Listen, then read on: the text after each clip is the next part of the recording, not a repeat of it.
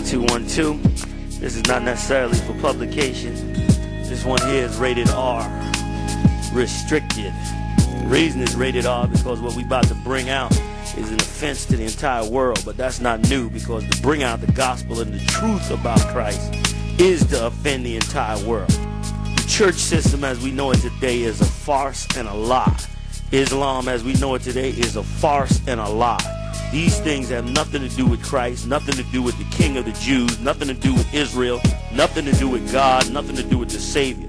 The church is filled with a bunch of Sadducees and Pharisees, money-grubbing gangster thieves that need to be removed from their seat as Christ prescribed in the Bible. And that's why it's important for us to know that these churches, all these churches, religions, are teaching lies, man. The entire so-called Christian churches are teaching lies. Islam is a lie. All these religions are lies, and they stop us from knowing who we really are, and that stops us from following the Bible, man. The church is teaching us that our laws are done away with. They teaching us that the laws are done away with. That's why all our women can go sit up in the church on Sunday, go on Monday, on Wednesday, different days, have Bible study, come out and be the biggest freaks they are, man. I believe in helping you, and listen, and I'm ready to die for it. I believe in you. I believe that you can be better. I believe that you should live. I believe you should not starve in the ghetto. I believe you should be on top. I believe in the wealth and the welfare of you. I don't believe in no damn religion. I believe in my brother. I believe in my brother.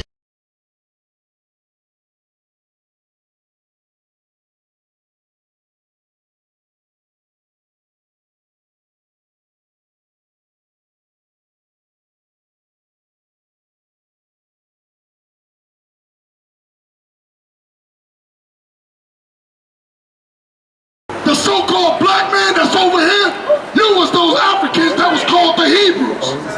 You established great things in Africa before they snatched you up and brought you over here to pick cotton. Right. Read. The erections of the first public buildings. The erection, meaning we built the first public building, the cultural buildings in Africa, in the circumference of Ghana.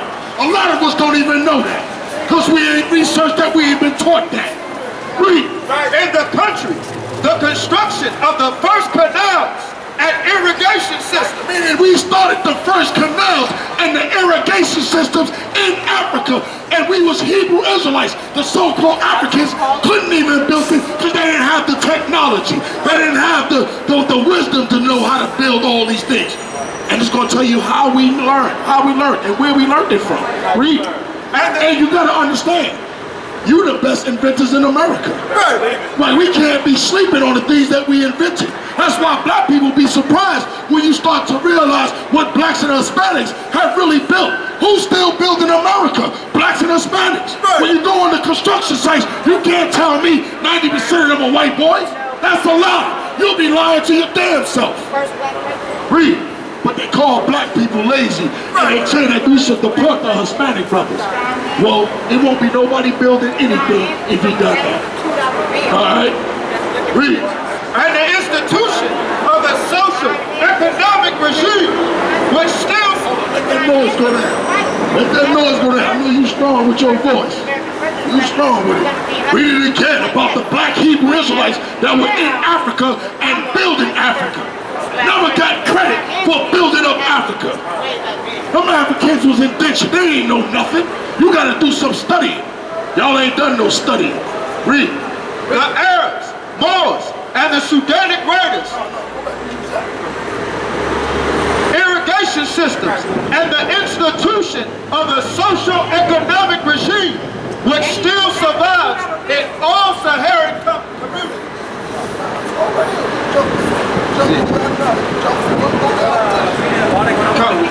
By what factors can we explain the emergence of black Hebrew homogeny? Meaning, the homogeny means how can we explain their authority and their influence over these Africans? Like what are the factors? And it's going to tell you the factors of what made us have more authority over them. When we was in Africa, we went to war with the Africans and was beating them. That's what we don't understand. We run around today taught that we Africans and we got compassion for the other nations, and the Africans look at us like we're dirty. The Africans hate you, and every last one of y'all know it. We got to start coming clean and stop being pimped out in America. A lot of you so-called black men, you so goddamn weak. It's a damn shame. No wonder the next generation. I don't blame the young generation for falling. I blame the older generation, my generation. It was my responsibility, my father's responsibility for what's going on with this young generation, man. That's why I'm out here trying to fix it. I'm trying to fix it. A lot of you so-called brothers around my age, you ain't doing nothing, man, but trying to survive. A rat, you a rat, you a cockroach. Need to be stomped on. You a goddamn cockroach if you ain't helping out young black men. Turn from the evil ways. You's a goddamn disgrace. You ain't even a goddamn man. It's a shame. I got these young brothers out here trying to change. General Yohanna got his young brothers out here. Not me per se, General Yohanna has us out here. That's right. And leadership over the indigenous tribes. We had leadership over the Africans. This is a black brother that did the research. Show him the book. From Babylon to Timbuktu, man. Ain't number 10 bucks. Ain't number 10 bucks. It talks about the Hebrew Israelites, how we came in contact, and how we was war with the stinking Africans. We always went to war with the stinking Africans, man. Who do you think Goliath was? You don't realize that the Philistines was Africans? Right. He smoked that stinking filthy African and told him he was a filthy African. Called him a dog. Called him an uncircumcised dog. That was David. God said, David is a man after my own heart. Now you make the call. What kind of heart does God have? Yeah. The simple answer is, now he may give you the simple answer. How we had authority and influence and power over the Africans. The Jews came into the Western Sudan from the northern and eastern Africa. We came in from the eastern part of Africa, running from the Romans. And that was what Christ prophesied, if anybody understand the destruction of AD, of 70 AD. Africa, as a result of chain of commercial and persecutory migrations. Meaning we was persecuted by the white Romans, persecuted by the Arabs. We always had to run because everybody hates us just like everybody hates you here in America. That's right. The Jews had settled among the most civilized people throughout the ages. Meaning we done settled all over because we were scattered. One of the prophecies was that the Hebrew Israelites would be scattered among all nations. That's why you got this whole list right here. The so-called Native American Indians, the Hispanic brothers, the Native American Indians, the brothers that's over in the Caribbean islands. Those are our brothers that we were scattered. We still got a small percentage of brothers over there in Africa. We got a small percentage of brothers and sisters over there in Vietnam and in Germany and in Korea. We've been scattered all over the earth. The Asiatic black man. Right, but we call Hebrew Israelite. They call us Asiatic, but really they come with the knowledge of saying Asia Minor. But your real identity is Hebrew Israelite. You spoke Hebrew, and your father is Jacob. His name was changed to Israel. That what makes you an Israelite, which is God's chosen man, which is the original man. Read, that come from out of Adam. They adopted new methods from other people and left their material. We adopted all these things from different nations because we've been around so many different nations. So when we got to Africa, we knew about how to fight, how to war, how to build, how to make canals, how to deal with irrigations and all that. We knew how to plant. That's how you think. How do you think George Washington Carver knew that 7 years you would plant something and then you would have to have 7 years that the land rests, or the land would have to rest for another year? Right. We knew that before we got here. It was passed down from generation to generation. That's how we knew so much about agriculture. Education and more imprint among the people with whom they resided.